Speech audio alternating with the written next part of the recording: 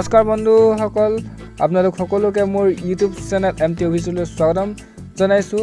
আমি আজি অসমীয়া চলচ্চিত্ৰৰ লগত খলকনিৰ সৃষ্টি কৰা ছবি ৰত্নাকৰৰ কথা ক'বলৈ আহিছোঁ। বহুত কামৰ মানুহ হয় সি। তাৰ দম আৰু সাহসৰ ওপৰত নিৰ্ভৰ কৰিয়েই বেপাৰ চলাই আছোঁ মই। চালাম বছ। ফেণ্টাষ্টিক কাম কৰিছ তই, মইতো ভবাই নাছিলোঁ। লোকে নভবা কামবোৰ কৰি মই বৰ ভাল পাওঁ।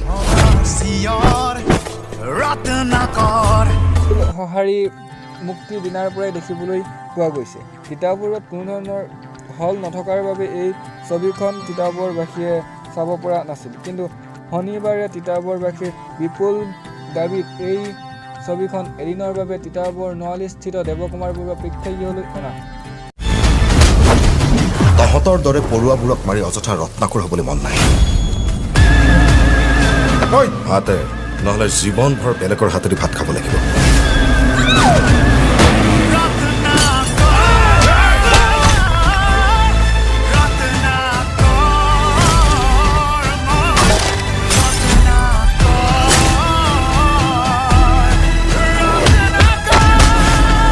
এইবোৰ কি দেখিলো মই?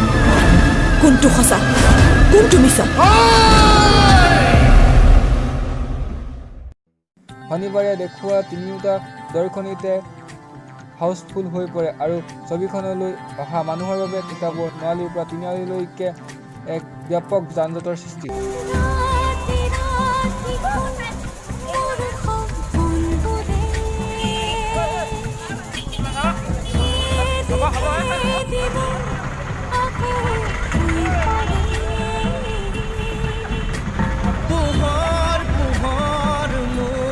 প্ৰতিটো পুৱা জাগে